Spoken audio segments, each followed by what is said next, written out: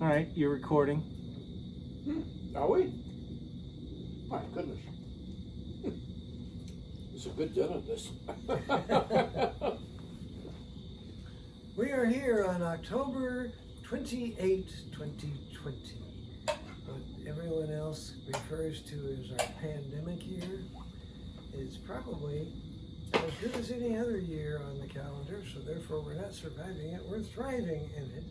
One of those people thriving is going to describe a bit about his journey. His very eclectic one, but coming from a lot of new learning experiences, he's come up with some rather interesting, still evolving conclusions, putting a lot of the warp and woof from history, deep history, archaeology, soil chemistry, ice cores, seabed drilling, and volcanology, coming to a rather reasonable and well-confirmed set of tentative conclusions. Tell me, Fred, how did you get started in this? With that introduction, I think the kitchen sink. Well, we all have to start somewhere. I've got a little dish time myself there. No, you had a very interesting background and a whole lot of experiences that led to this, and as we all know, experiences are never wasted. They always are acutely needed at some point in a later life, in which that which we thought was irrelevant at the time becomes a critical piece of information we need later.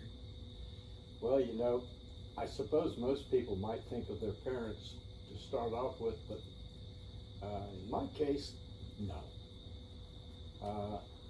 First of all, my mother died when I was only 5, so that was a bit of a bummer. And then my dad was a bit of an alcoholic, so that didn't help. But my sister and I were very lucky. We had a grandfather that was a very successful businessman. Mm-hmm. And he left money in his estate in trust, and it included education of his grandchildren. I like it. So that was a real plus. And the only problem the lawyers had was they said, God, there's a lot of money in there, and it has to be spent on education. What's the worry about there? Yeah. So as far as we were concerned, there was no worry. So I got a pretty damn good education, and luckily it involved boarding school. Mm-hmm. So I had a home at boarding school. And then we had, out of the blue as far as I was concerned, an aunt who was fantastic. She came out of her, not retirement, but her children were, well, he was just about to go into the Royal Navy in World War II. Mm-hmm. So he was within 6 months of going, or actually I think at that time, maybe a couple of months.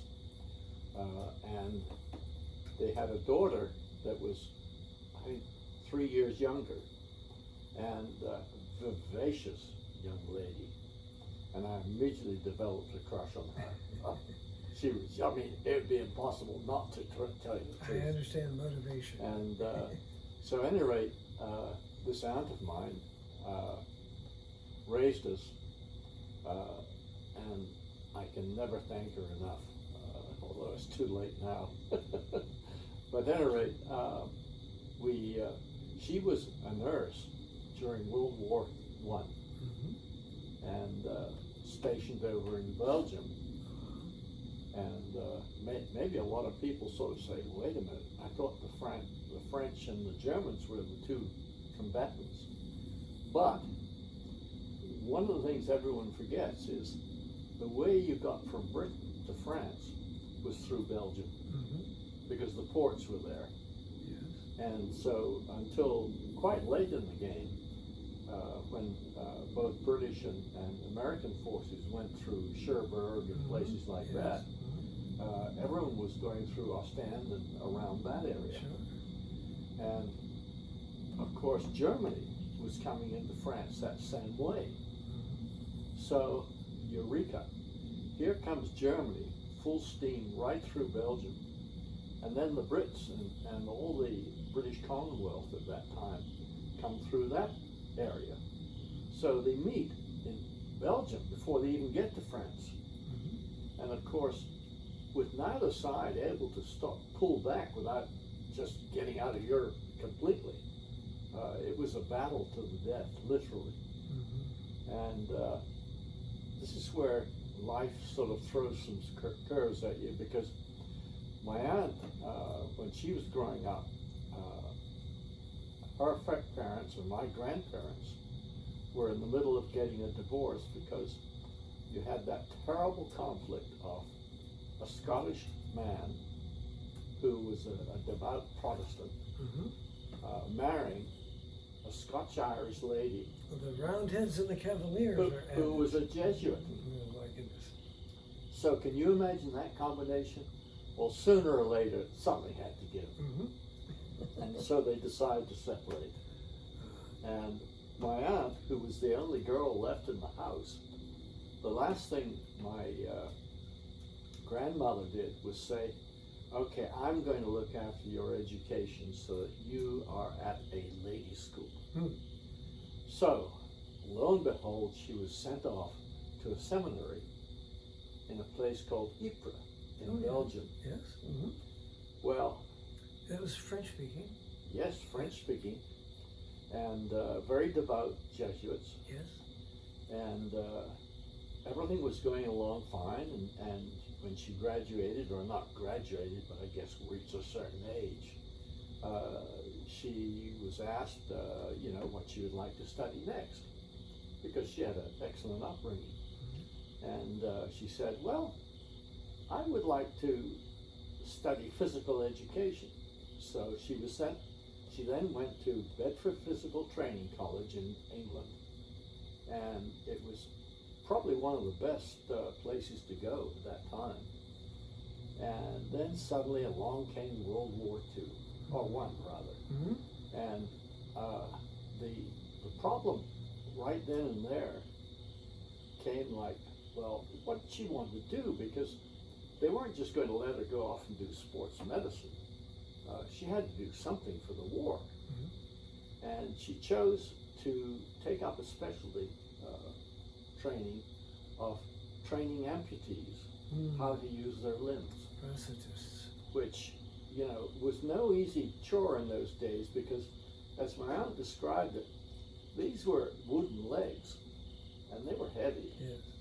And so it took a lot of physical training to get somebody fit enough to even use one. And at any rate, that's what she did. So World War I came along, unfortunately, at that point.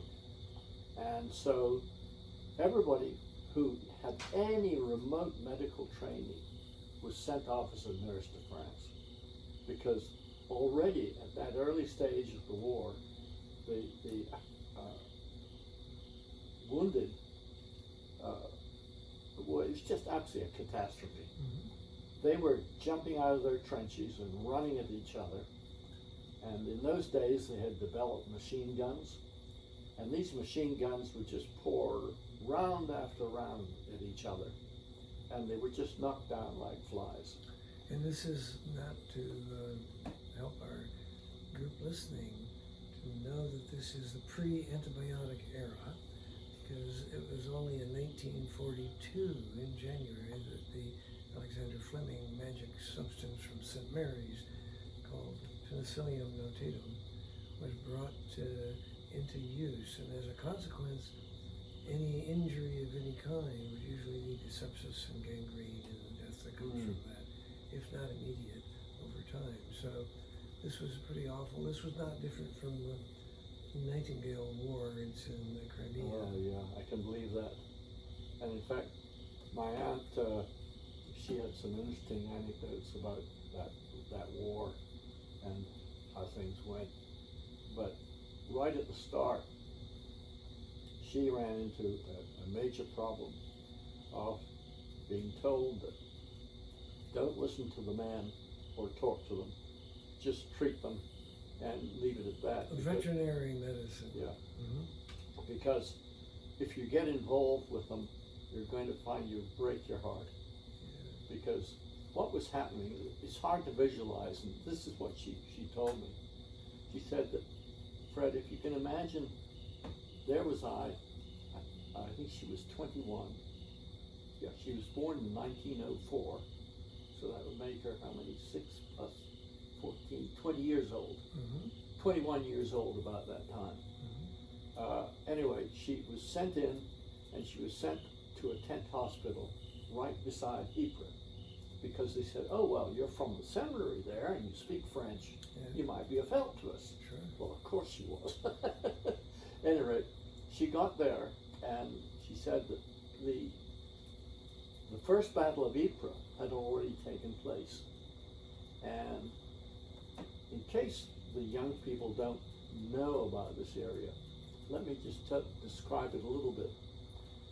There were 5 battles of Ypres, and some of them, but not all of them, included the 2 of Passchendaele, which were terrible ones for both Australia and Canada, where literally regiments were wiped out. It was just horrendous. And then there was the Battle of Flanders, which of course the UK will never forget. Correct. And then, if that wasn't enough, it was one of the longest battles of the whole war took place at a place called the River Somme. And that lasted for 5 months, non-stop fighting as one continuous battle. And there just happened to be a general by the name of Haig there. And his nickname became Butcher Haig, because his only strategy was to have his men jump out of the trenches Mass assault. and charge right at the enemy. Of course, they'd be wiped down with machine guns. But if you can believe this, he not only did that to the infantry regiments, he did it to the cavalry. Oh my. He trained the cavalry to charge right at the trenches. And they did. Brave son of a guns, a crazy bravery. But can you imagine cavalry running into machine My guns? goodness. It's absolutely They ridiculous. cannot be missed. And you know, the only thing she said that was important in those days in the military was that he was from the aristocracy. It didn't matter, he had no training in war at all. Right, he was a political appointee. Yeah. So anyway, later on, when they got some decent people in charge, and this always happens in war, you get the stupid people at the front, and you finally get rid of those, and then you get the good people in as your generals and managers. A lot of those good people have given rise to the poem, of course, in Flanders fields the poppies grow, row by row, yeah. And there were the highest number of VCs awarded in that encounter, a number of them to South Africans, which are of interest because it was only a decade earlier that the Boer War was fought, with that whole Commonwealth lined up against those Boer. As a consequence, as we can probably point out in our conversations, that things change rather rapidly in history, that enemies become friends and closest associates, and we share in a number of those struggles. And I find your approach to it rather refreshing because it's eclectic and unlike any other. You picked up from a very wonderful aunt, having been in the first generation before you, been somewhat shortchanged. Meningococcal epidemic taking away your mother at your tender age of 5, a father incapacitated by another disease, all of this in an era in which medical managements were not well known, at least with respect to rescue of sepsis. As I said, it was pre-antibiotics. Rehabilitation, she was a prosthetist when she was doing the amputees. So this was a crucible that she came through. And she told me several things about that experience that I still remember to this day. Well, the first one, I think, really hit home because we were brought up in an age where religion was a very part of our lives, and I believed in it. And she said she lost her religion in that war because she saw so many Oh, young the men horror, die, the horror. and to see them die in such agony Mhm. and pain, and see such terrible things happen to them in the way of sort of bullet wounds and dismemberment and mutilation and even blighty, as they called it in those days, she said it was pretty horrendous. And we can't forget right now, especially in the year 2020, when we consider that we are a victim of an unlikely event. Never before in human history have we been so afflicted with this pandemic Rubbish. disease. Absolute rubbish. And I look at her, she's not only got the pandemic warfare, but on top of that, there was an influenza epidemic. Well, she did that right after the war. Which killed far more people than Yeah. have yet, by the U.S. standards, we've now lost 224,000 people effective October 25. And in that era, we lost 650,000 American lives to the influenza pandemic. You know where her ward was in World War I for the pandemic? Waverly Station. Waverly Station in Edinburgh. Okay, so It this was was a rail so station. all the hospitals were full. The railheads were the places where the hospitals were, Yeah. so that was in fact an interesting comment. And I've seen pictures of those rail stations, cots lined up indefinitely, Yeah. essentially holding stations. Yes. You were going to get better if you were so predestined, and if you Yeah. didn't, well, make room for the next. And Yeah. So at any rate, one of the comments she made too was that she said after thousands of people they watched go through their tent hospital, she said it was almost like you either believed in God or you didn't. There was no in between. mm-hmm. She said that was one of the very strange things about religion, where if you didn't believe in God, that was it.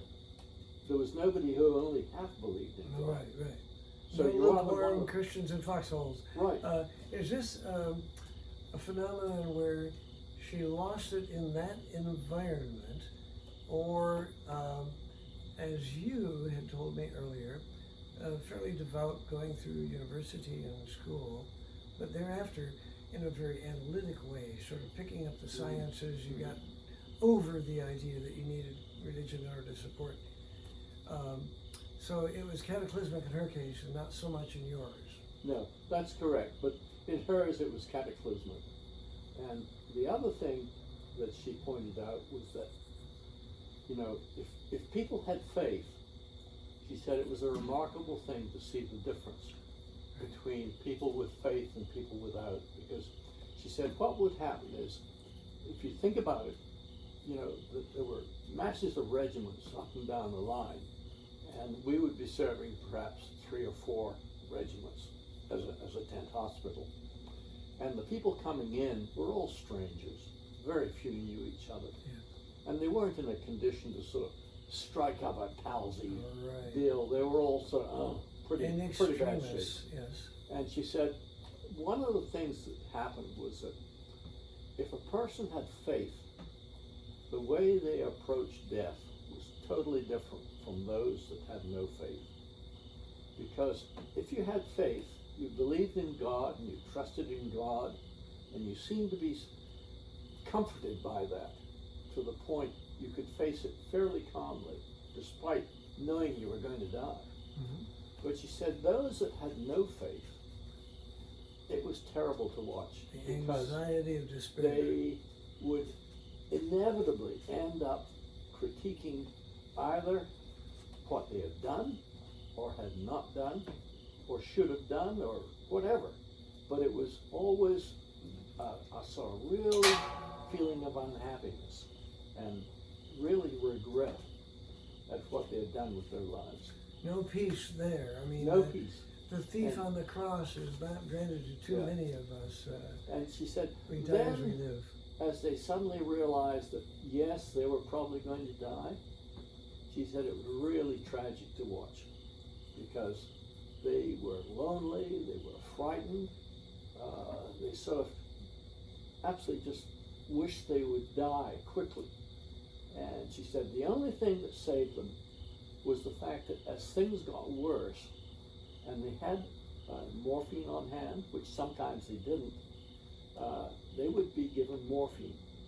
And while at the start, all that did was just calm down the pain somewhat, as it got worse, they would increase the dose. And at that point, their mind was just shut down. Right. And she said it didn't happen like gradually. It was something that either you were conscious and fully aware, or you weren't. Some of our listeners may know The English Patient, a movie essentially of this era, where one of the wounded and injured pleads to his nurse, an English patient, to the American nurse, for relief, and she then finally brings him several ampules of morphine, and he says, "Oh, bless you." Yeah. And in fact, he was seeking that exit she provided. So I think this is a dramatic movie version of what she experienced multiple times each day in the real world. Yeah, she said she went through thousands of those cases, to the point she couldn't remember how many. And I remember, I thought she was done telling me of her experience. And surprisingly, she went on, because she said, "Fred, I want you to make a promise. If you ever lose your religion, never argue against it with somebody." Because she said, the day you do that, you're committing them to one of the worst crimes you can. Taking away I feel myself crying. There is, without hope, life is a rather miserable condition, especially there at the extreme end of it, where you recognize the terrible anxiety of the void. Pretty bad. Well, tell me, you had a development, largely through her, of a faith that was pretty stolid during the course of your studies. And then you picked up a whole lot of various, let's say, experiences post-university, where you were employed in everything from agronomy and soil chemistry and petroleum industry and a half dozen others. Tell me about that and how it came that you picked up these various techniques that all came together in a little bit of a conclusion that helped you from Let me just tell you one thing on the cheerful side. Yes. When my aunt finished her tour, she was sent back to Edinburgh, and she ended up, because they had her dossier, I guess, and showed she'd had training in how to train amputees to lose artificial limbs. And so she was sent to Edinburgh Infirmary, and they had a department just on training amputees on how to use their limbs. And guess who should show up? Her future husband had lost his leg over in Salonika, and Gallipoli. At any rate, so when he arrived, he had come back by ship because they wanted his stump, which was hit by shrapnel as well, and it had to heal properly. Right, you have a stump ulcer. Yes. Yeah, and so they said, okay, we'll send you back as slow a way as we can, so it gives you a chance to heal. And fortunately, he did heal, and he was sent to Edinburgh Infirmary to learn how to use his leg. And the two of them met, fell in love, and the next thing you knew, they were married. And so it all ended up, amazingly well. And as I said to myself, two broken souls, and what the hell. So anyway, I didn't know that part of the story. I'm glad you passed that along. Yeah. Thank you. So it's pretty amazing. And she was no shrinking violet. She pushed him into flying, all kinds of things that you'd never think somebody with a wooden leg would be doing. But no, he took up flying, and they had a lot of fun. So she was quite a lady. So anyway, Now you're parallel course now at the point that she's off in Edinburgh Infirmary doing physiatry, and you are at this moment on your way to Canada. Is that not right? Well, no, that She unfortunately passed away before I left. But you were how long thereafter immigrating to Canada? I graduated after the Army, and I wasn't sure what I wanted to do, so I decided to go into the Army. And I'm glad I did, because it kind of sorted me out and got rid of some silly ideas, such as race. You know, Britain didn't even have race. They had no colored people there at all. But I learned all about it in the Army, and realized that, hey, if you can imagine a young man going in the Army as an officer and all that, because simply he had a good education, and he ran into all these experienced NCOs from World War II, I realized that, hey, you better shut up as a young kid and listen to these guys and show them some respect. Yes. And I was lucky I did, because they taught me a lot. So I got rid of all those silly ideas. And so when I emigrated to Canada, I had the right attitude. You know, you just come in at the whatever level it takes, and you just do your job and work hard, and hopefully it'll come out. And that's basically what I did. So coming to Canada was really great. It was a great country. You bounced across the continent, stopping at family in various places, from Nova Scotia to Montreal. Yeah, we had relatives, fortunately, in Montreal, Winnipeg, and friends in Winnipeg. And it was really in Winnipeg that, of course, with their grain business, that's where I sort of drifted to, because my dad was in the grain business in the UK, and so he had lots of contacts there, and I had developed some as well. So it all worked very well. And what I finally did was moved out west, out to Calgary, and joined a fertilizer company. And from there on, it was sort of pretty well straight career following, and ended up with Imperial Oil in their fertilizer business, and went on, transferred down to the U.S. to the U.S. company, Exxon, and they had 22 fertilizer plants worldwide at that time. And so I was kept pretty busy. So that included Malaysia and a number of Middle East stops. Yeah, Pakistan. Yes. That's a sad story, that one. They developed, they bought the Army bought the Army Retirement Fund bought our fertilizer plant, immediately put in an ammonium nitrate plant, which then became the key supplier for explosives to all the terrorists around the world. We've known from Beirut what that can do. Oh God, it's not smart. Awful. At any rate, it was still an interesting career, and had a lot of fun. So. Along the way, with all of these new techniques that you're picking up and learning experiences from soil chemistry to petroleum and others, you got interested in a few things, deep history, and started looking into either confirmation of or cross-referencing some of the things you had read in a couple of sacred texts. I believe there are at least 3 of them from that era. Can you tell me about that? Well, I suppose if you know, in life you tend to almost go like a butterfly around. You know, you touch many things, but if you want to make sense out of it or follow it, you got to go in chronological order.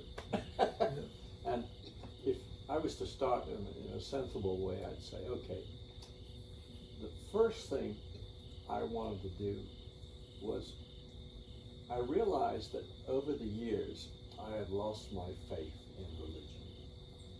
And thinking about it, it was entirely due to the more I observed from the academic side and the scientific side, the more it seemed to come into conflict with what religion was teaching.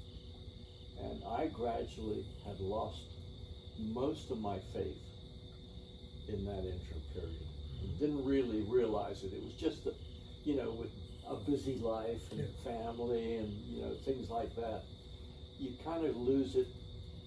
Even though we got all our children confirmed at church, it still wasn't the same as being what I call truly a believer. Because there's a comfort goes with that doesn't go with phoniness. Sure. It has to be honest or it doesn't work. Right. And so that was something else that probably my generation grew up with that today that's a bit foreign, to tell you the truth. When I look at my own grandchildren, they don't have that same faith or belief or comfort from that. I feel sorry for them in a way, but in other ways, they're blessed with a better understanding of human relations, I think, and a more mature one too. I think they're very good at it. At least my grandchildren are, let's put it that way. At times I get a little upset when I see young people today seemingly having no ethics or morals or scruples. I think, wait, there's something far wrong here. What's going on? Which we'll come back to that. But anyway, that's one of my observations, and you can't help but make it. Okay. So it's a combination of being better off than I was, and better able to cope with this world than I was. But at the same time, they're missing something that was terribly important to me. And, well, you gotta come back and address it. So, the more and more I thought about things in general when in retirement, the more I thought that, hey, look, I want to check a little bit into religion, the whole field of religion, because there's something there that I don't understand or I don't fully comprehend that I need to teach myself. And I think the thing I wanted to teach myself was the origins and the proper position of religion in our lives. It may seem a bit of a challenge, but it was one of the things that was going through my mind. And here, I can, if you don't mind, I'll give you a tip. Yes. If you're tackling a project, doesn't matter what it is, I found that a big help, to me anyway, was coming back to the U.S. Constitution and the oath of allegiance of the U.S. Because I've always thought and admired the U.S. for its beliefs. To me, it's a nation of beliefs and a nation of individuals with beliefs. And that's unique in the world. I don't think you'll find that anywhere else, not even in the UK. And that all stems, to me anyway, from people being able to say to themselves, truth, swearing allegiance, the oath to the flag, and it has something that I think is unique because it says truth and nothing but the truth. And if you say that to yourself and you start to really believe it, it's amazing how it sorts out research, reading, beliefs, everything. Because if you're true to yourself and don't lie, it's amazing what answers you come up with. I don't know if that makes sense to you. It does. I mean, there are several different cultural norms in America especially, but most of the West is based on a truth standard, whereas a good deal of the Orient, and that includes the Arabic, Middle East, and also the Orient, is based on an honor culture. And that is, should I tell you this? Well, the fact is, will it give you great face? That it should be true or not is irrelevant. So much as it aggrandizes your stature, that is the right thing to do. Whereas in the West, we would say there's a single standard. I mean, for example, the New York Times says, all the news that's fit to print, we have a single standard. Is it true? Whether it injures anyone or whether it's going to be a detriment to somebody is not our primary problem. So there are several different cultures, and I think you were right in identifying the one in the West is the truth-oriented culture. We penalize those who do not tell the truth, whereas in other cultures they may penalize that which makes one feel less worthy. Truth Boy, notwithstanding. does that ring true today. Mhm. Oh, that's scary. Yep. And so that when we're talking about even such things as fake news, did it make people feel good? Did it help the economy? Did it suppress some sort of anxiety you might have had? It doesn't matter. There's a lot of this American medicine is based on the truth culture. I'm terribly sorry, ma'am, but you have cancer. And this is something that we have potential treatments for, but they're not very good. The other side. You have a bit of a growth there, and we're going to put it right, but you shouldn't have any worries, any questions. And what it means is we've encouraged in one instance, and we've told you the honest truth so that you can make your own evaluation and judgments. That requires a maturity on the other side. The other side is an infantilization. You say, I know what's best for you, and you can't take it. So therefore, I'm going to give you this sugar-coated message. And really, it doesn't matter, because neither one of us can do anything about this. But we're going to kind of make you feel good about it. So those are two orientations. I didn't say which is right and wrong, but according to our standards of the truth culture, we might prefer the former rather than the latter. Others would say, so long as it feels good, it doesn't matter, reality-based. Because, you know, as a surgeon, you get those insights into humanity that I never got and still don't get. Mm-hmm. So you've got some insights there that are very pertinent to today's situation. Well, tell me now about your pulling together a few of these threads, because from the science side, you've had some fairly interesting researches, both historic, deep history, also geographic, climate, and a whole lot of global warming, a whole lot of economics. And then you did some looking into revelations and rituals besides the rationale. That includes a couple of holy writs. Tell me about those and how you've knitted the two together. Well, boy, it's a very weird field to get into. I mean, how many people do you know that say they're going to go off and research Noah and the ark story? Yes. I mean, come on, yeah, it's a sort of very strange way.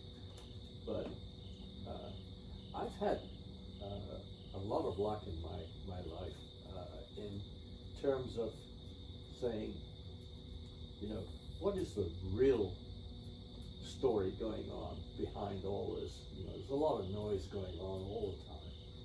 And number one, if you tell the truth all the time, you'll be able to sort out the right from the wrong, and the correct versus the wrong, and everything else.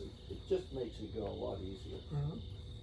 And so when I go into a problem that I want to solve, first of all, I hate to say it, but the training I got at Exxon was superb. Mm-hmm. And they taught you like nothing else of how to solve a problem and go deep Mm-hmm. into the issue. And I was concerned about to what degree I have lost my faith in religion. Mm-hmm. So I had a very personal sort of motivation to try and sort it out. And I began to suspect that, you know, being from the science side of life, you tend to want the truth. Well, you don't tend, you want to learn the truth. Because you can't really work even reasonably with mistruths or incorrect answers. You need to get the actual facts. And I've always prided myself in being able to sort of dig in and get an understanding of what's happening. So when I decided that I wanted to learn a little bit more about religion, I wanted to learn primarily what was going on in those times and what their environment was, what were the conditions they were living under, what the problems were, et cetera, to the You're point. going for a contemporary perspective, getting rid of anachronisms and saying, Right. look, I'm not going to Right. presume that we know Because, today and yeah, reflect back. it's like today Yeah. when these youngsters come along and try and judge our forefathers as to whether they were doing right or wrong. What total garbage. How can they do that without Google? We need a good deal of database and technology. Not only that, I mean, how in the hell can you do it when even your parents would never pass that kind of guideline? No. And as for our the great people in history, what nonsense. You judge them out of the good they've done and the progress they've made, even if it's only one step at a time. Exactly. I mean, that's the good thing. Mm-hmm. And if you're always looking at the negative, why don't you go home and go to sleep, because you're going to do no good for the country or yourself or anyone. And so I just don't even comprehend where they're coming from. Mm-hmm. So me, I like to sort of say, okay, if I want to go back and look at Noah's Ark and what was going on in those days and what's the truth of the story and blah, blah, blah, blah, going on and on and on about that, I say, okay, what were the conditions of those times? How did they feel and live? What were their problems and issues, and et cetera, et cetera. And you can actually, after a while of a little digging, Mm-hmm. you can get a pretty good feel of what it was like in those times. And the other thing I noticed when I was living and traveling, actually I've been lucky. I've lived and traveled in 3 continents now. And I've learned all the way from almost the Stone Age kind of living, in visiting, for example, the jungles of Brazil, to modern cities of all kinds around the world. Mm-hmm. You get to see how people lived Mm-hmm. in those conditions. Right. And you don't have to have a book to study it. You just go out there and look. They're there today. One of my more interesting questions Oh, is you I would know travel- that, having gone all over Africa. I look at someone coming to me and I don't say, what language they speak, what religion do they follow, what kind of food do they have. I look at them and I ask, what century are they living in? Because there are contemporary Bronze Age, there may be even a few contemporary Stone Age, and that includes people running around with high technology, may still be in that mindset. But I ask that because there are some folk who are stuck in various developmental modes that most have transferred. Absolutely amazing. Exactly that, Yeah. and I find it's kind of difficult to not fix their mindset. We are contemporary, that is, we occupy the same date today, but there are many who are living by Muhammad standards from 1600 or before, back into 800. Yeah, absolutely. And as a consequence, when you look at someone, you can't tell, because they happen to be living and breathing at the same time, what mindset they're carrying. And I said this earlier when we were talking about some of the greats, the Ciceros and the Augustines. Oh, yeah. We are contemporary with them. Yeah. We are thinking the same thought process within the limits of our capacity, both theirs and mine. Their neurons weren't put together a lot differently than mine. Right. With the exception of perhaps they had superior connections within them because they didn't have a lot of technology that helped paper over some of their. Simpler. Exactly. A simpler guy. But yeah, absolutely. I'd forgotten how much you traveled the world. Oh God, yeah. It's sort of like teaching grandma to suck eggs. Anyway, when I finally zeroed in a little bit about those times, I thought, okay, let's go back and have a look and see really what was going on. And if I didn't know it all at one time, I'd forgotten it. So I reread the Bible, to be quite frank, in that whole thing. And boy, was it hard slugging. God, it's difficult reading. If you start with the Old Testament, I imagine you probably need a roadmap in order to get out of so-and-so begat so-and-so. Very useful data later. Yeah, right. However, at that Yeah. moment, not exactly a Yeah. lyric It sound was to it. Yeah. somewhat tedious and A mind-stoving. bit heavy, yes. Yeah, I gotta go for a coffee. Exactly. Anyway, finally sort of figuring out a rough sort of story, that's the best you can do. You go back into that time frame and say, okay, what does the Bible say happened? And there I ran into a problem right away, because you say, okay, who wrote the Bible? Well, the Hebrews wrote it, to be quite honest. They were the first to consign anything to writing. Well, that's not quite true. Mhm. Sumerian, Right, they did, cuneiform, they did one. right. And then glyphs of the ancient Egyptians. Right. And then following that, the whole papyrus culture, biblos Right. and all of that, which Right. came up. I agree with that. So the historicity here comes from that person who puts pen to paper or wedge to clay or whatever. That's the it may be. definition of history, isn't Exactly. it? Right? What's in writing? It's exactly that. It is that which is written down. Historiography is a Yeah. better term for it. Yeah. But of course, that's always done by the winners or those who interpret. And Yeah. we might have differences of opinion, even today, pulling down statues that were put up in all good faith on the basis of what they represented at the time. So, anyway, there comes the first conflict, because what Muhammad wrote down in the Quran is different from what was put into the Torah and, in turn, the Bible. And they were not all contemporaneous. They were, in fact, antedated one. I mean, Right, the Torah right. antedated the Bible, which antedated the Quran. Right. So, at any rate, that was the first problem. The second really came when I started to read the actual scriptures of those various versions. And, here was the first problem I had, was credibility one, of reading the story of Noah. And so, if I couldn't believe it, I tended to say, okay, it's just a myth. So nothing real there. Yeah, a boat and a big flood and 2x2 and all that. Come on. Yeah, I mean, yeah. I mean, a 2,000-foot deep flood. Yes. Come on. 6 months on an ark. Let's see, what else was unbelievable? Oh yeah, getting 2 of every animal in the world on board. Some of our large consumers, pure, fresh water source. Pure rubbish. Okay, we got. Oh yeah, and then Noah and his 3 sons built this thing. That's rubbish. How could he build a 300 cubit long, or I forget how many feet it is, but it's a long way. 1,000, yeah. It's ridiculous size, and there's no technology in this world that would build a ship that big. Yep. So I mean, the whole thing was pure nonsense. So, and yet you suddenly go and look at the story in Gilgamesh. Sorry, that's another thing. And there it becomes much simpler. Here he acknowledges having a whole crew of people building the boat for him.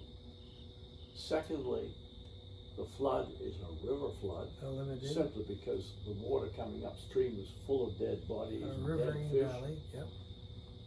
Secondly, it was a 7-day flood, so that was not long at all. And thirdly, they only collected the local animals. So suddenly it becomes much more believable. So I think, my goodness.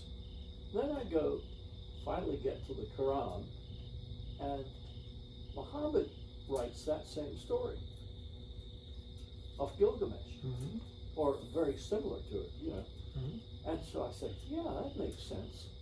So here I am saying, okay, I believe Muhammad, but I don't believe the Bible. So that was my first conflict. Then I suddenly realized that, okay, the problem I've really got is what really was happening physically in the land. I mean, what was causing this flood? Well, it turned out that, oh God, I keep forgetting, I couldn't even say it if I was sober. What's the name of that university in South Africa? Witwatersrand. You can say that again. Witwatersrand. If you would like, the Afrikaner needed water for their cattle. they come into the high veld and they're crossing it, which is a high dry plateau, and they could not yet find water. And there were no little springs or pools. When they did, they named them fontaines, such as Elephant's Fontaine or Hartebeest Fontaine. These are spots where these are springs. But the springs only came at the foot of something they called the Rand, which is a linear rock hillside. It's an escarpment that comes right down through the middle. What that means is that when the Indian Ocean clouds come over, they dump most of their rainfall in the low veld, but as they rise up in the scarp, they come across the high veld. Now the only interruption to their further travel westward is the Rand, and as they rise, the air cools, loses its water, and they become cascades off the run. So the Afrikaner looked out in the distance and saw the white waters off the Rand. Wit Waters Rand, which told them that was going to be a source of water for their cattle. And because the Rand is so important to all of that African history down there, it is the source of, first of all, the gold strike 140 years ago, but also that is where the diamond pipes were that made from the mines that Kimberley and others and De Beers consolidated. Third, they found this coal reserve in Witmark, which was the ability they had to power the steam engines that powered the gold crushes, the stamps. So that's why they made a mining town, which became the capital. Every other big city on earth is based on a port. That's why we call it downtown toward the Keys, or uptown away from the port. There, it is literally a mining camp. It's not built on a river, the sea, or a lake. There's no port. So Witwatersrand became the site for the mining camp with all the mine dumps around it. And so that became Joburg, and it had a township, one of which is where the hired help, not the hired help necessarily, but first the enslaved and then the people that were the folks that did the work. That was Southwest Township, contractions, Soweto. So Soweto is a major piece of Joburg, which is a large congregation of people because of the mine dumps on the Rand, which was essentially the destination when the Boer were taking their cattle. And the Voortrekkers saw the white water off the Rand. So for that reason, the university is Witwatersrand, one of the powerhouses of Africa, not just South Africa, but a very good institution. And I'm an affiliate of that for my James IV scholarship. Okay. All right. So at any rate, what transpired there was that a geologist from that university was visiting Iraq, and he stumbled across what he thought was an old comet crater. And it was perfectly round, so that was the first clue. And he wasn't able to sort of dig down and confirm what was underneath there, but every indication was that, yeah, it was a comet strike. And it happened to eventually be labeled the 4.2 comet strike, or they called it the 4.2 event, 4.2 BC event. And it just happened that it landed smack at the end of the Tigris River in Iraq. And it not only landed in the river, but it landed in an area that was heavily silted up over the last 4,000 years. And so if you go back in time, it was actually about 30 feet below water. The flood story. Yeah. So when that hit, it would create one hell of a big tsunami. Right. And Muhammad, in doing his research, said, okay, he didn't know what a tsunami was, I assume. Right. But you know, you never know. But at any rate, he went straight up the Tigris, and he ended up on this mountain that was right at the end of the Tigris, just north of Mosul, and what is today Mosul. And he then said, okay, this is where the ark landed, he thought. and they found wood fragments in They those found an times. ark. They found some Yeah, ship. they, Yes, correct. found some of the material Yes. that was used to make it, and it was given away as medical bombs, Yes. you know, and curatives. Yes. Yes. It makes an interesting story. At any rate, he said that was what happened. It wasn't Noah's Ark, it was more Gilgamesh. And I agreed completely with all he found out. And it just so happened that the town where this ended up, there's a little town there today, and they have a bit of a story there. Their tradition is that that was the second town ever established by Noah. Fundadore. Yeah. That's And right. so I thought, oh my God, what a coincidence. I like it. I mean, how could this not be the right place? Right. Anyway, I also checked out how it couldn't possibly been Mount Ararat, because first of all, Mount Ararat is a twin mountain, a big one and a small one, and secondly, it's way inland from there, with quite a number of mountains in between, and there was no way a tsunami could get there. Breakwaters. I mean, you know, it would be stuck. And even though it was some other cause from somewhere else, to get into the middle of a range is very difficult. Yeah. And also the other final clue was that in the old days, they called it the Arafat mountain range. Mm. So this is at the periphery of that Arafat mountain range. Mm-hmm. And so I could see immediately how, you know, people could say, oh yeah, the Arafat Mountains. And they get confused with a Those specific Arafat, mountain, right. Mhm. where they meant actually a general one. Yeah. So I was quite satisfied that all the general information was coming together in such a way that it was all getting established. Well, the other magical thing that happened was being diligent. I went to the Bible and picked out all the 8 descendants of Noah and the intervals that they gave in the Bible, and back calculated what that meant. Well, it all just happened together that the comet strike was the source of the Noah's story, or Right. Gilgamesh. Right. At the other end of it, it caused, because when you get a comet strike, you obviously get 2 things. One is you get a physical one, and the second is a climatic impact.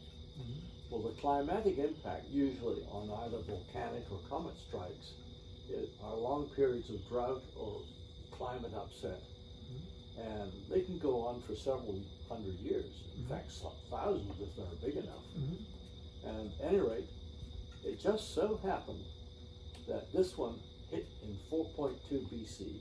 Mm-hmm. The drought started in Egypt in 4.2 BC Mm-hmm. and ended up, it was all over in, well, it was actually, it was 4.5 BC. And so That's pretty precise. backwards to front. Yeah. Okay. Back to the front. Mhm. 4.5, yeah. 4050 BC.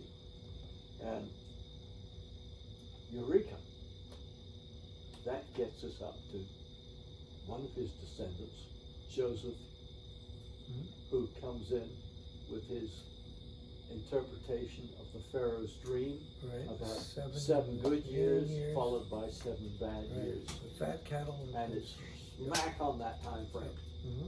So I thought, oh boy, this is getting exciting, because we're getting confirmation from all sides. Yes. And so I was feeling pretty smug at that point, literally not knowing how much work was ahead of me. And Joseph, as you point out, is a bright fellow, because here he is way before Freud and the Royal Road to the Unconscious, interpreting dreams, and doing a pretty good job of it, being a climate scientist at the same time. But he was also a pretty accomplished hydrologist. Long before Brilliant. Ferdinand de Lesseps, he was out there digging canals. Now tell me about that, and how is it that we have Joseph's Canal extant and in use today? Well, I have to make a confession here. I have a bit of an advantage because my last year at university, in the summer vacation, I had applied for this job as a soil chemist. And it was on contract to the Food and Agricultural Organization of the United Nations. And it was a company called Hunting Survey. And they said, okay, the job is in Persia for the summer. And we need a soil scientist out there, soil chemist to be specific. So I said, oh, sounds interesting, yeah. Thinking of nice time in the labs, you know, blah, blah, blah. At any rate, so anyway, they said, okay, you fly from London, Gatwick. No, not Gatwick, it was the other one. Anyway, it doesn't matter. It's the old airport there. And anyway, so I got on this old DC-3, and it flew all the way down to Rome, which is the headquarters for FAO. Yeah. And I landed there, and I was looking forward to going into Rome and seeing all the senoritas, you know. Yes. At any rate, I was kind of disappointed when as I got off the plane, they pointed me to the corner of the hangar and said, your transportation Your Lysander is standing there, yes. And there was an old World War II Lysander sitting there in the corner. And I sort of walked up to it, there was nobody there. And I thought, oh God, you know, what is this? So at any rate, a few minutes later, this apparition appeared in leather flying gear and with the biggest moustache you ever did see. And it was a caricature out of sort of the flying guys out of World War II. He could have had a Sopwith Camel. Yes. Yeah. So anyway, this guy, as it turned out, he was an RAF pilot, and he had gone all through World War II, and his main job had been flying in and out agents into Belgium and France. And he had, after the war, he had bought at an auction his old plane, and it came with one of these, I don't know what capacity it was, but it was several hundred gallons, imperial gallons of a drop-down fuel tank. Yeah. So his range was enough to get to Rome non-stop. Well, we needed a little pecan in there for that. I guess so. Because it was not a fast plane, and it was several hours before we got there, and I mean like maybe 10 hours. It was a long flight. So at any rate, off we flew in the Lysander to Rome, and not to Rome. No, from Rome to Persia. To Persia. And let's see, we did top up in Syria, but that was only because he wanted to, because he didn't need to, but he wanted to. But at any rate, we topped up, and then we flew into one of the northern deserts of Persia. And at any rate, we got over the desert area we were meant to go to, and we could see down below, there was this DC-3 sitting there. A Dakota, yeah. Yeah, a Dakota. And I thought, oh God, you know. So anyway, we land, get out, and I hear these two guys talking. I thought, they're bloody Yanks. Well, I mean, you know, I hadn't had much experience with Yanks, but at any rate, I thought they were always very romantic, you know, big characters. And I wasn't disappointed. These were nice guys. And they were there to see if the pilot and I were qualified to do the job that we'd been hired for. And of course, when they learned about what he had done all through World War II, delighted. He can write his own rules at this point. Yeah, and he could land on a sixpence, you know. So at any rate, me, when they heard I was in my final year, they said, oh, fine, okay, you're good. So all I was left with being taught how I would recognize the Kanat water or irrigation system in Persia that they used, because their contract was to see for the Shah if any of these old systems could be resurrected, and especially if they had a salt problem in the irrigation area. So at any rate, we passed that test, and the two Americans left off in their plane for where was it? Abadan. That's where their big refinery was. So that's where their headquarters were. So at any rate, we were busy learning all about that Canat system, and I was taking literally hundreds of damn samples because they're very small little areas in Persia. Yeah. And the big ones are way down to the south. And then there was something that happened that caused your precipitous withdrawal. Well, the Shah was confronted by his Prime Minister Mossadegh, and basically civil war broke out, and we got notification on the radio that we should get out there as quick as we can. Well, my pilot was, being an experienced World War tour, said, Fill her up. He said, I don't have any guns on this plane. He said, there is no way I'm going to fly off not knowing what the hell I'm facing upstairs. And he said, we're going straight back to Rome. And he was checking his oil or gas right away. And I was sort of saying, well, okay. And started to sort of look about loading all this stuff onto a plane. And he said, we can't make it if we got all this stuff on board, so we're going without anything. And I said, no, all the samples, And he said, who the hell's going to steal soil bags, And he said, the hell with it. And so we jumped on the plane. All my summer's work was left behind, totally, absolutely useless. So I thought, oh, what a shame. Little knowing that many years later, would I be happy to get the experience of having learned all the system from the old days.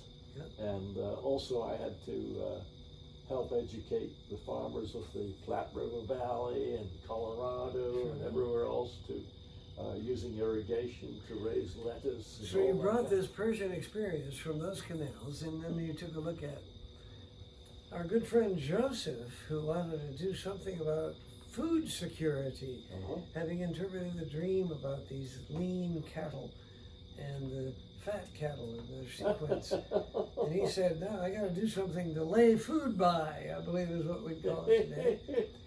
And how did he do that?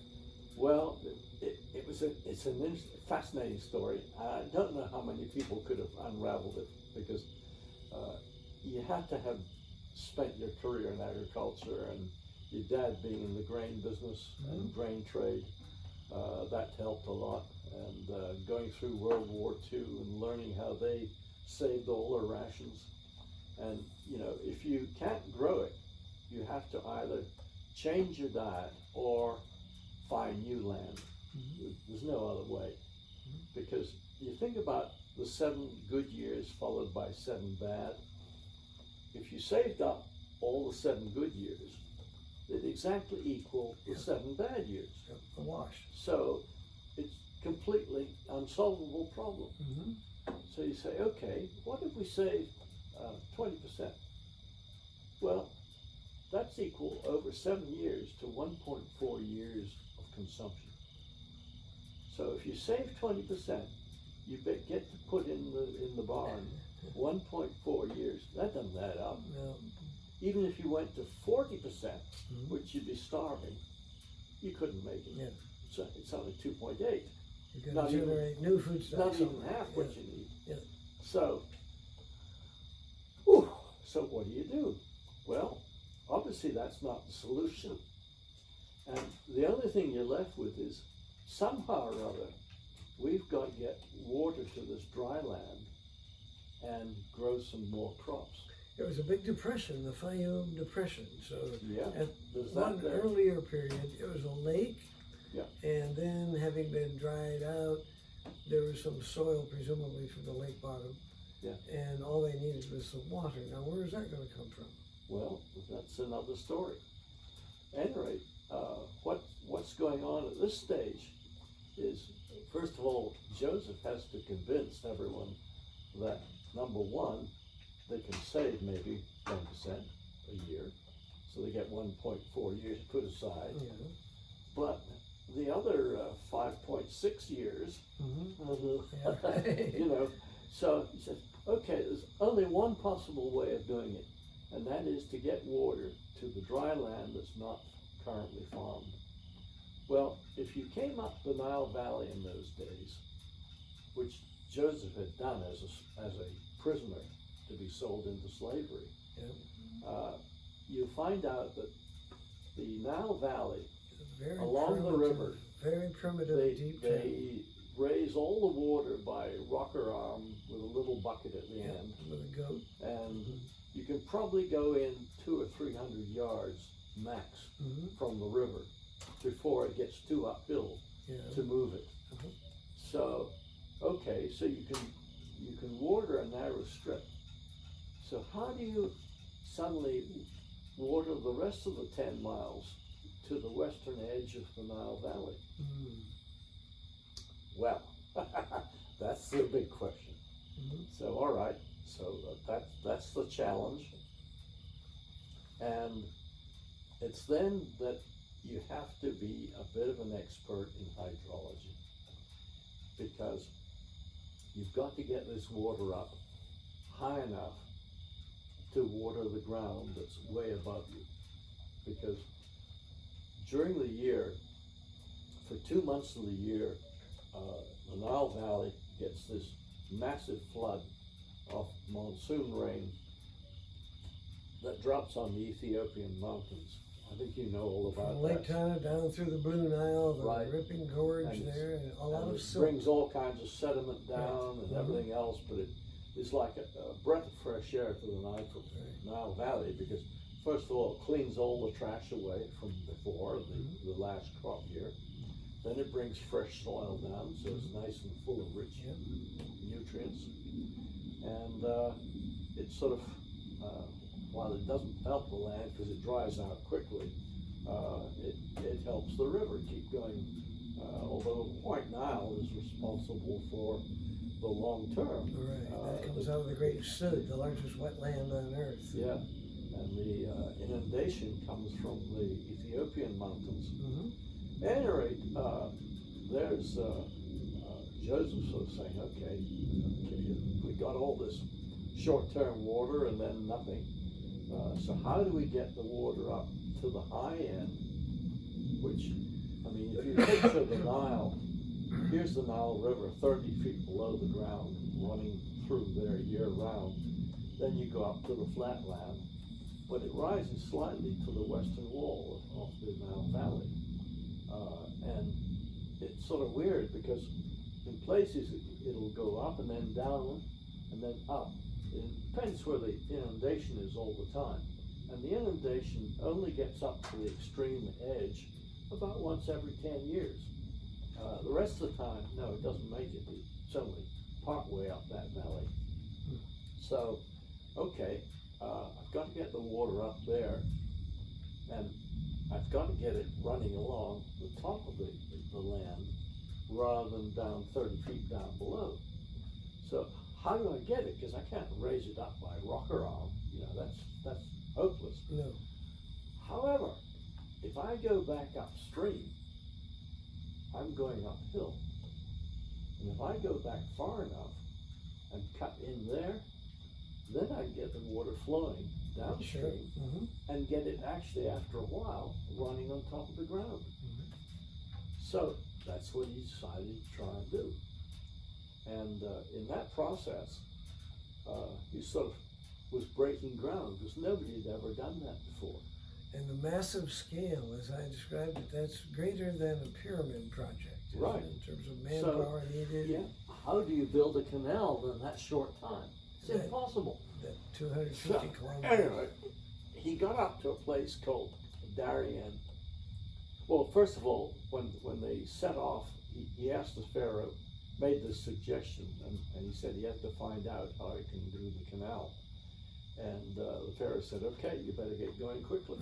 So, at any rate, he said, well, to make things go quicker, how about you pick the best man you can think of and all the skilled craftsmen and let them come with me so we can make the decisions as we go along and save some time. You're inventing this process as you go. Yeah. And so that's how you do a big project, and you've got some experienced people who also know how to do that. They build big buildings and temples and God knows what. And so the Pharaoh said, yes, completely agree. So he named, he did two things to Joseph at that point. And the second one, nobody seemed to understand. But at any rate, the first one was he named the chief vizier over all of Egypt. And said, you are my voice, etc., as vizier. Then the second thing he did was take off his ring, signet ring, and put it on Joseph's finger. And he said, that lets you speak with my voice. Well, what that did was different from making chief vizier. Oh yeah, he's viceroy.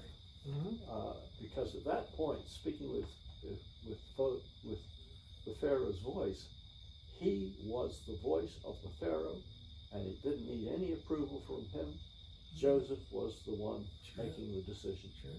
And he was taking orders from, they were going to all now take orders from Joseph, not from the Pharaoh. And only the Pharaoh reserved the right to correct Joseph if need be. So with that, they sent off. He said, let's go see the existing canal in Egypt and see the condition of it so that it's ready for the problems coming up. So that's what they did. They went off and looked at the old canal. It turned out the canal was basically flat, and it was dug all the way from beginning to end. So it took many years to build. And then it had iron gates at the entrance from the Nile River, so the water wouldn't back out again. Friction. Yeah, and also try and keep it out during the inundation, but the canal was notorious for having to be repaired every year. But the whole canal was stone lined. So I mean, it was a huge lot of project. man hours, I think. Yeah. Yes. So anyway, off they go, and they go down the river, and his experts tell him that they're coming to an area that's a bit different than normal. It goes down a little bit compared to everywhere else.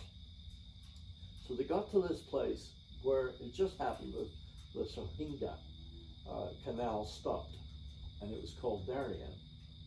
And where they got out there and looked at the ground, suddenly Joseph could see it was dropping a bit quicker than normal.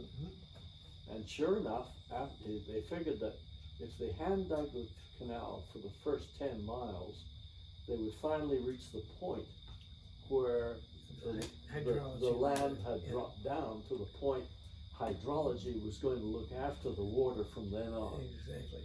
So he said, oh, 10 years, 10 miles, yeah, we can do that in 3 years. That's what all the advisors told him. And they also said, oh, we can speed the process too, because we've just finished the temple with those identical stones that we needed for the Sohinga. And we could take those stones and at least start the project. Borrow them. And, until we've cut enough to keep going, so we can go non-stop. And oh, we've got this plan still for the Sohinga gates, and we'll just make those wider like you want. This is now the division of church and state. Because ironworking was a slow job in those days. Imagine forging. So at any rate, so they all started to feel pretty good at that point. And they got a little bit further, and Joseph said to them, you know, with this west wall, does it keep going down like this? Because it's pretty straight. I mean, it's got a few jiggles, but it's pretty straight. Why do we need to build 2 walls? Why don't we just do one? And they said, yeah, we could do that.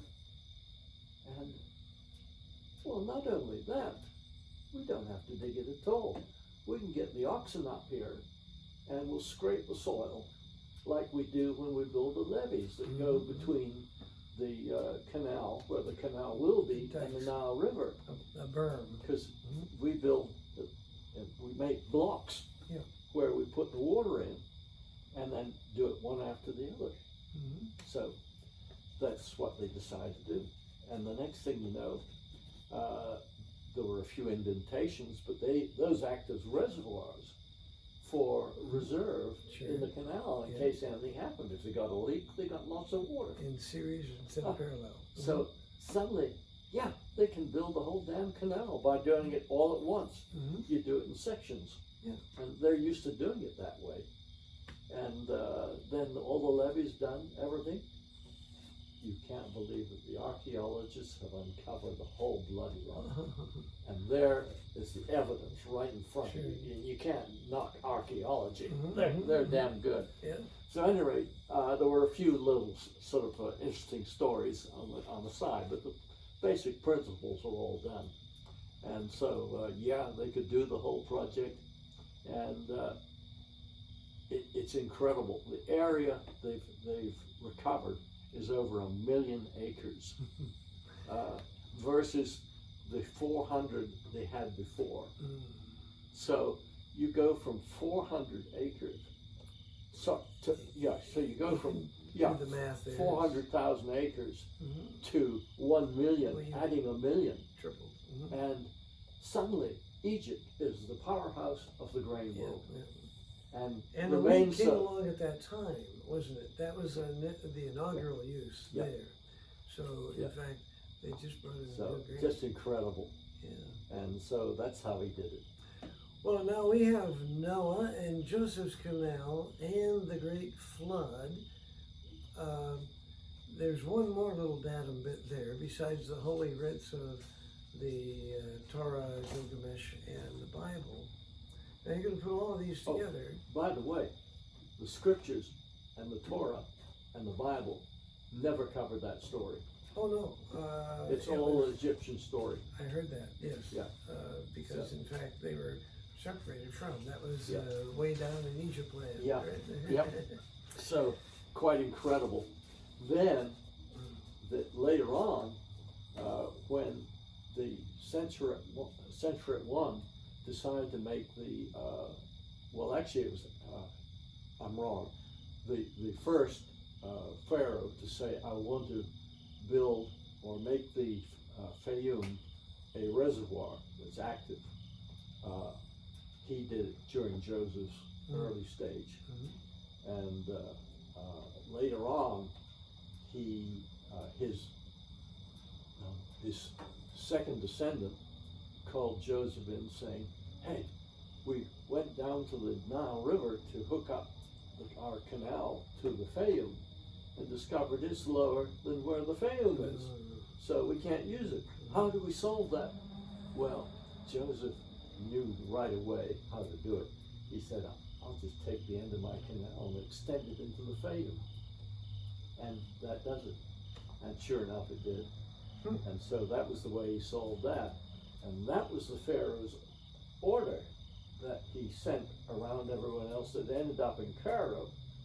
That this guy, Whitecroft, found and recorded that he had found this order from that Pharaoh saying Joseph had built this canal and to not use it until the inundation was over. So there was corroboration from actually 4 places we got it.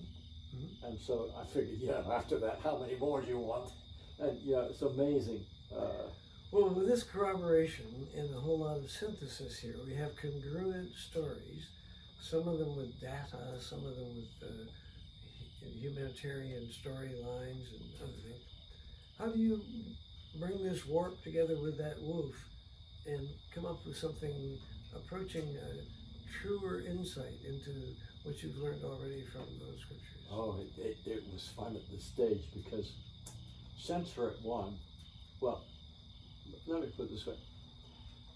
Another piece of corroborating evidence, although it's not one that you'd say, it's number one, but it's certainly one that supports the story, is that during the drought, this 200-year drought, the pharaonic system in Egypt totally collapsed because, you know, with everyone starving and dying and God knows what, it was chaos. We will call it more than a recession. And, we'll say it's a depression at this point. Yes. And it just so happened at that time that suddenly a pharaoh appeared with Negroid features. I mean, there's no other way of putting it. Black pharaoh coming in. A black pharaoh arrived, and he probably came as a military force. He was African. I mean, that's right. Yeah, probably a Nubian, actually. Yeah, probably. And certainly nobody was there in Egypt able to defend against the Nubians. Oh, yeah, right. So at any rate, he became the pharaoh, and 3 generations later, there was still a Negroid pharaoh in charge, and that was the one that accepted Joseph, appointed head vizier. Right. This is and the Upper Kingdom. There's absolutely no way an Egyptian would have done that. Yeah, but a Negroid, he doesn't care. Yeah. He's perfectly okay. So, at any rate, Kingdom of Cush coming in. Guess what happened after that? No. An Egyptian came in as pharaoh and took a totally different attitude towards the Jews.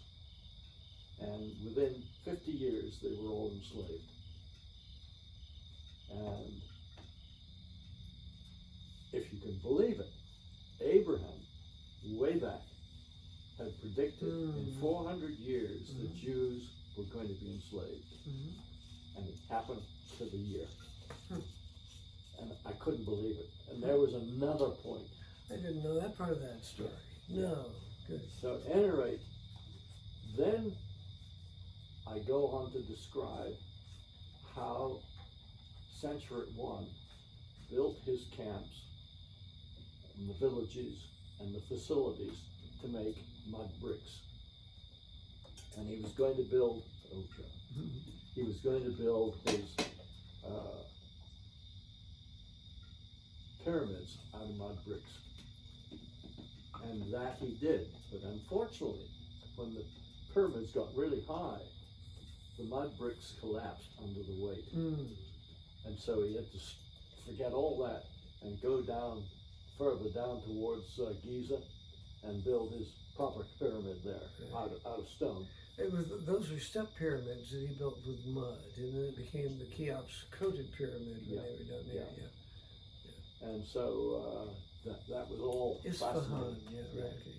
At any rate, so I was able to track what were happening to the Jews right on through this period, right into the Hyksos period, the collapse of the Hyksos period, the way they ended up in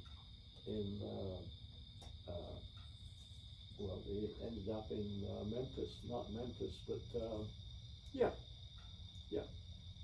at any rate, they all went to the big face-off with the Pharaoh in Memphis, and at that point, where was the Exodus going to take place and how? And along came Moses. This was, actually, I don't want to cover it right now, because I want to keep that for later. Okay, we'll hold on to Moses' story. Because I think that is one of the greatest stories I could ever make up. I mean, it's impossible to make up. It's just quite remarkable. But at any rate, that's probably enough for one session anyway. I'm glad of it. And what we'll do is we'll say this is a part A that will be coming forward to part B, building on that point of let my people go and getting the Exodus. All the plagues and everything else. I think it's a remarkable story. This in 2020 would be an era to listen to plagues. I think I'd take my chances with frogs right now. At least you can see them and get out of their way. Oh, yeah. Oh, and no masks are needed to keep frogs out of your inhalation. No, and blood, I understand that too, because there are some interesting things that happen from blooms that are benthic blooms. Well, that is very good, and I think we'll say on that note we'll push it forward. I like the interweave of the personal story and deep history, coming along with these other strands that come from the basic sciences and also the applied ones of the soil Oh, it's a chemistry. all the fascinating way story through. for me. It really And was. agronomy, showing what population can be supported and then that which can't be supported.